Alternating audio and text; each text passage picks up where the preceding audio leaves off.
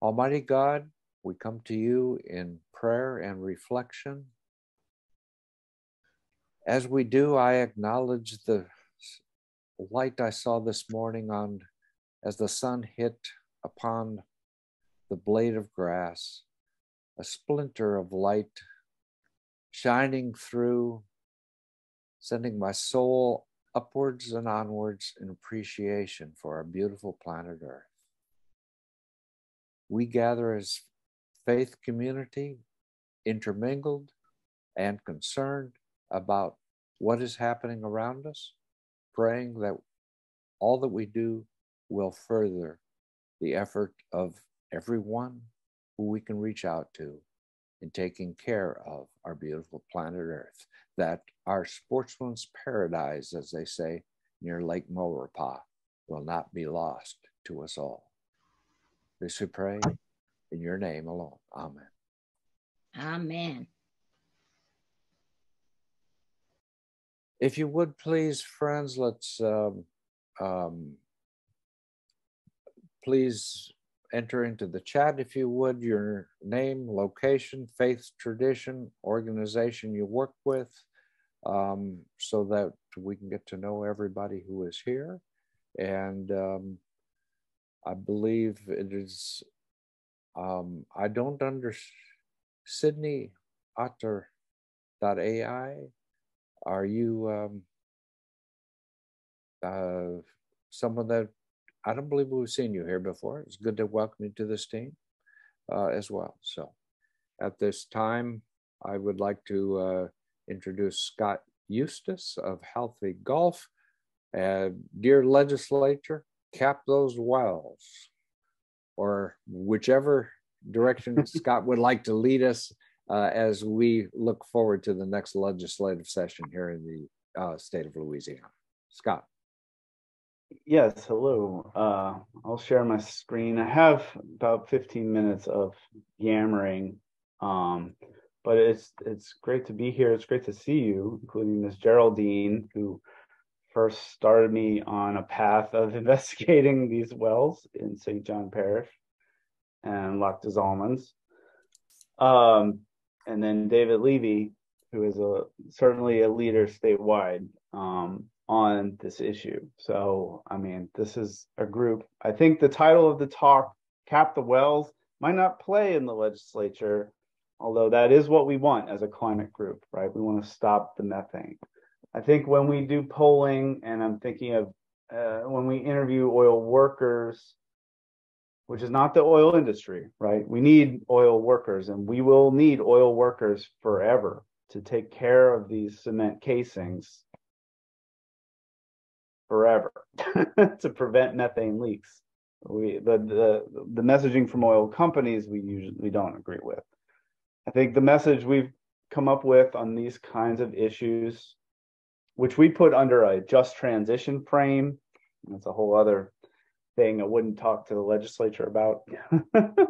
I think we would say put Louisiana back to work, caring for the climate and our health. You know, the legislature does care about climate. We have a state master plan for that, right? You know, I think that's what a lot of the legislators would say. Climate is there, but you'll notice in this message, it's not the first thing. I think the legislature is concerned with jobs. I think I'm going to review some of the data around wells in the state of Louisiana to see how we view wells as work that's out there that's not being taken care of. It's also a health issue. I'm not really going to get into the health issue too much, but the legislators have heard of wells as a health and safety issue. Forgive me if I get the young woman's name wrong. Was it Zaley Day, who was a victim, tragically, of one of these shut-in wells that we need something done with? The Louisiana Department of Natural Resources is considering a few different rulemakings to take care of this aging infrastructure in a way that would put Louisiana back to work in the oil field, to take care of climate and our health. And I guess we would just want I don't know.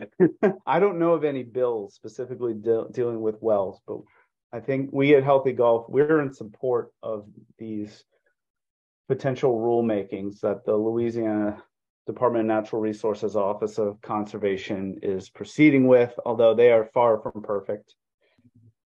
So yeah, let's get into some data and background. Wells, we have a lot of wells in Louisiana. On the right is a map of all the wells in Louisiana. It's the whole state. You'll notice there's some gaps around Lake Maurepas, around St. Tammany, Washington Parish. But otherwise, you make the map of the wells of Louisiana, it looks like the whole boot. As of October 2022, we had 34 plus thousand active wells, although there's a lot of criticism that many of these are lower producing wells. We have an official orphan list where the state is in charge of taking care of these things at 4,600. We have old things that were on paper, but my understanding is that we know a location on paper, but the department cannot locate the cement to verify that the cement is not cracked or they haven't been plugged. So although we know the general location, we don't know if it's leaking methane, or we don't know if that well has integrity or not. We have a lot of what are called shut-in or temporarily closed wells, over 21,000. You notice that's a few times the amount of wells that are on the officially orphan list. These are they're still ostensibly owned by a company and managed by that company, but the levels of productions are so low that the company turned the valve off. David's probably offended by this talk, but they're shut in. They are closed so that you can't get oil or gas out of them temporarily, but they're not cemented in, which is what we call plugging the well, which would ensure that no methane leaks. I mean, this population of wells, shut in or temporary, at Healthy Gulf, these are the ones that when we're reporting on oil leaks after hurricanes, these are leaking oil into the environment on the coast. So we don't have a lot of science around methane monitoring, but if it's leaking oil, it's also going to be leaking gas in a way that we can't document with a camera, we assume. So this population is the one that we're really interested in. And then we have a lot of wells that are plugged. Probably, the majority of wells in Louisiana are wells that are cemented in. And then I believe, depending on when they were cemented in, the wellhead had to be cut below the ground so that you can't see it if you're walking along the surface, or if you're out on the water, it's cut below the mud line. So a boat could not run into it with its prop. So and that's a large population, we've been plugging wells for a long time. I think we are, in the long term, we are worried about those because we have so many hurricanes that could disturb the integrity of those cement casings, especially as the decades wear on. So one phrase I want to introduce, which our legislators will probably be familiar with, is idle iron. This is a policy we have offshore, in that if a well isn't producing, or a pipeline, anything offshore that's not actively producing, after 5 years, it has to be plugged. And what Louisiana Department of Conservation is moving to do is limit this category of number 4 of inactive wells, and putting a 5-year limit to that. Now, there's some loopholes. and there's some fees, and the fees aren't very big. But essentially, the department is in the process of creating a rule that would take part of that federal standard and have it implement across the state. That would be positive for moving companies toward plugging about 8,233 wells. That's the population that we calculate that have been shut in or temporarily closed for more than 5 years. So this is a positive thing that Louisiana is doing, although I'm sure David will tell me all the ways in which it's not good enough. And I agree with whatever he says. I think we're a just transition group. We're in the middle of a transition away from oil and gas in our economy. The legislators are generally in denial about this. But the group True Transition has just published their survey of oil and gas workers about their top issues. I don't have time to present it all here, but many people are, many oil workers are burdened with the liability for safety and pollution in a way that's inappropriate. Many workers have been fired and rehired for lower wages. People don't have sick time. People don't have leave. People are on 1099 as independent contractors, and that has been the trend for some time. I urge you to read the whole report at truetransition.org. But I think we also look at intercoastal city. We have the work, a place like that. This is a photo from 2009, the drill baby drill era. If you go there today, south of Abbeville, it's an empty parking lot. Angel being head of Bessie didn't change things. It's really automation and fracking in Texas have really just taken employment out of the state. Meanwhile, we have this climate problem and a lot of busted infrastructure that needs care out there. We have the Louisiana Climate Task Force that was a very contested space, a contested process.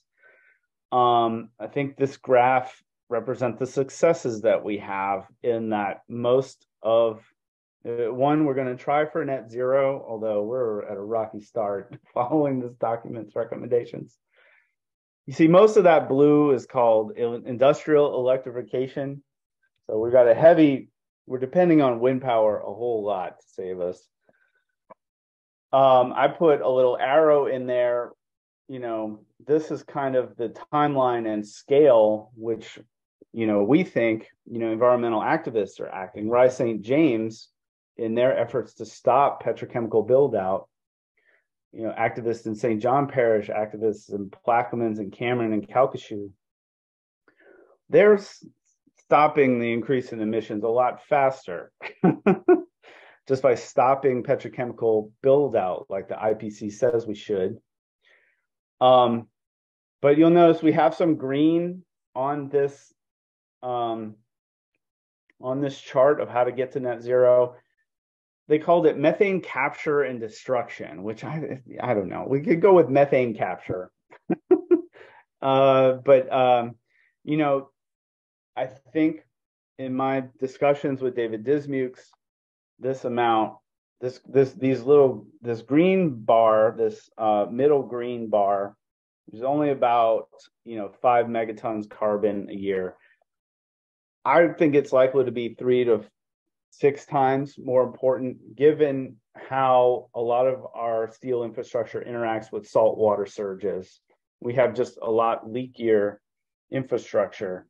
So I think I think this understates, the climate plan understates the need for methane capture, or I would say caring for the old infrastructure that we built.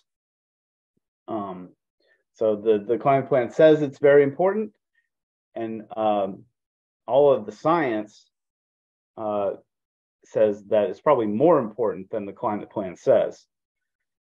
This is again from the climate plan, that we're trying to leverage federal monies to identify wells that need plugging and capping, monitor and prioritize remediation near low-income communities. I think we're not doing the greatest job of that, unfortunately. The federal monies that were let by the department in October 2022, good. I mean, Louisiana received its fair share of money among the states. We're always concerned about that as a small state. But we, I guess, especially as Healthy Gulf or someone who cares about tribal recognition issues, environmental justice issues on the coast, the Department of Interior was supposed to consider Native American lands in their targeting for where they wanted to fix the wells. And that didn't happen. We didn't have wells on the coast prioritized in the first round of, I don't know, you call it the IJA money, the BIF, BIL money, the bipartisan infrastructure money. The first round of it, Louisiana got enough money, but we didn't move into the coast. And I think that's unfortunate. I think it's unfortunate from a tribal recognition perspective that, the green is a map. We have a lot of issues with our state tribes not being federal recognized. There's a lot of intertribal disagreements that I'm not going to get into. But let's just look at the United Homa Nation service area. That's the largest Native American tribe in the state. And their service area, in places where they have governmental structures, cover 6 parishes from St. Mary to St. Bernard, including Plaquemines. And there's a lot of these unplugged wells leaking methane in the northwestern part of the state, in Caddo Parish. There's a lot north of Alexandria, for sure. But there's another concentration on the coast in the water. And I guess we're really concerned about this population being left out of the federal monies to date. From a racial justice perspective. But I think Louisiana and our legislature should be concerned, because that means we're maybe missing some opportunities to bring more monies into the state to put oil workers back to work, caring for this old infrastructure. We have very limited science on what methane is leaking from these wells. The existing reviews are, studies in Ohio and Pennsylvania, and they say, well, it's 4.6% of the wells that are leaking. So out of your, 21,000 unplugged wells, the 21,000 plus the 4,600, there's about 28,000 wells that are, they're not economically productive. So they're probably just sources of methane sitting there. The existing science says that 4.6% of those are the problem. But how do we find the problem when we have so many things to check? The limited information we have on coastal wells is that, well, it's way more than 4.6% of those that are leaking.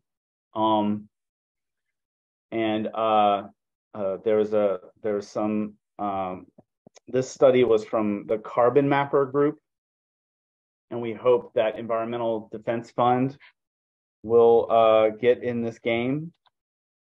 Carbon Mapper flew over the Louisiana coast, as well as some offshore wells, to look for methane, and what they found was not great. They found a lot of wells that were emitting over 1,000 kilograms an hour. So I think our coastal wells in the United Home and Nation service area are leakier than the general population in the state. And they, each well per well, it seems like there's more of a probability that they're leaking, and then the volumes were bigger. Well, you look at all of Carbon Mapper's data, they have about 3,000 wells in Texas, in the fracking fields, in West Virginia, in Wyoming, North Dakota. The average is about 600 kilograms an hour. And if you look on the Louisiana coast, we're leaking, over 1,300, about double all of the wells nationally. Now, these are just averages. The variance is very big. We definitely need more studies and more science. But I think we have a theory about this, is that, hey, this is the part of the earth that experiences hurricane storm surges. So I don't think, I'm confident if we refine these studies and get better data on the rate and quantities of methane leaking from coastal wells, it's going to move the federal government and the state government to prioritize coastal things. This is one of the wells. I don't know if it was in that study, but it's definitely of concern. This is Poydras Energy Partners well outside of, when it was drilled, it was inside the barrier islands in Plaquemines Parish. The barrier islands have rolled back. It is now, it's exposed to the Gulf of Mexico. It's on the seaside of the barrier island. To be honest with you, normally we always say hi and everything, but Blair, can you mute, please? okay. I think the other issue, the department is weighing, they have to do something called the small business statement. What is the impact of, moving to plug these wells and push companies? Is it going to hurt Louisiana companies to plug these wells? We find that it is not. When you look at the, mailing address of the companies with the 8,233 wells that we think would be affected by the department's rule, most of those companies, their mailing address is at least in Texas, and they might actually be Delaware companies. So we think that really the small business impact would be overwhelmingly positive, because we would be putting people back to work, caring for the climate and caring for the health and safety of Louisiana residents. Yeah, well, these coastal wells, I mentioned it. This is the kind of thing when we flew after Ida, we saw oil leaking from this population, right? So that's a whole other benefit to plugging these wells, that they won't leak oil either. I just wanted to highlight that the idle iron rule, what I'm calling the idle iron for Louisiana rule, I think is needed, because we're seeing vast increases in wells that, companies are just getting rid of their liability and putting them and making them the state's responsibility. We've seen a doubling of orphan wells in Plaquemines Parish since 2012. And I think Plaquemines Parish, I think that's a high rate statewide, although I'm not well studied on Northwest Louisiana on this statistic. But we know that we have a lot of growth in orphan wells in Plaquemines Parish. And we know that, from the Taylor disaster, that new or locally owned oil service companies are the solution to these. Those are the people that solve the problem. So to sum up, when we're communicating about putting Louisiana oil workers back to work, caring for the climate and our health, we know that, hey, legislators, don't be scared. We need oil workers, and we're going to need them forever to maintain the integrity of these cement casings. We need them forever to care for the wells. Right now, the federal formulas are discriminating against Louisiana because they're not recognizing our tribal people, and they're discriminating against funding any wells that are in water, which Louisiana has a substantial population of. Louisiana DNR is acting and try to get more of these federal monies. But tribal recognition and consultation on this issue, or recognition of the oil impacts to water problem, the navigation hazards that St. John Parish brought to me so long ago, all of those are reasons why Louisiana should get more money from the federal government than the federal government wants to give us. We need to care for these wells in the water, and that's how we're going to get more federal money to put people back to work. So that's that's the spiel. Well, thank you very much, Scott.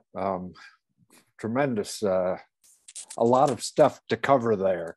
And it's great to put the focus on employment and keeping our people employed in the state of Louisiana going forward. And well, all of you, let's keep bringing a global perspective local here in Louisiana and do what we can to promote the justice, equity, and compassion to all who we meet each and every day.